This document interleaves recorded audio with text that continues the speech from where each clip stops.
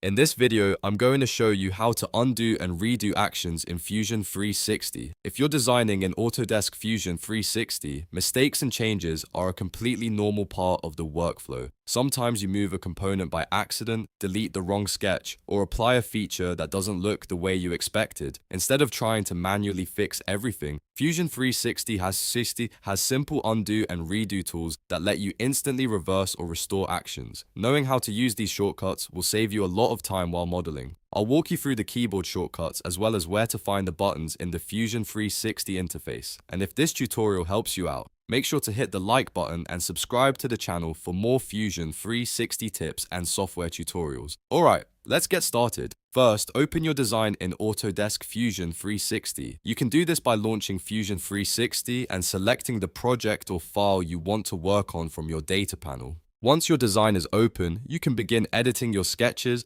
bodies, components, or any other part of your model. As you work, Fusion 360 keeps track of your actions so that you can easily step backward or forward through your changes. Let's start with undo. If you want to undo the last action you performed, simply press Ctrl+Z on your keyboard. This is one of the most common shortcuts used in almost every design and editing program. The moment you press Ctrl and Z together, Fusion 360 will reverse your most recent action. For example, if you accidentally moved an object, deleted a sketch line, or applied a feature incorrectly, pressing Ctrl+Z will instantly revert that change. You can also press Ctrl+Z multiple times to step backward through several actions, which is extremely useful if you want to roll back a few steps in your design process.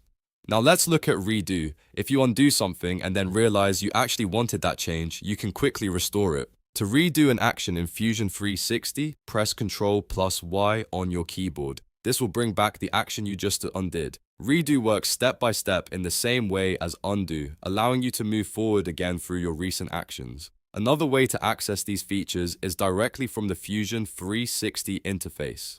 At the top toolbar of Fusion 360, you'll see the undo and redo buttons. These icons allow you to reverse or restore actions with a single click.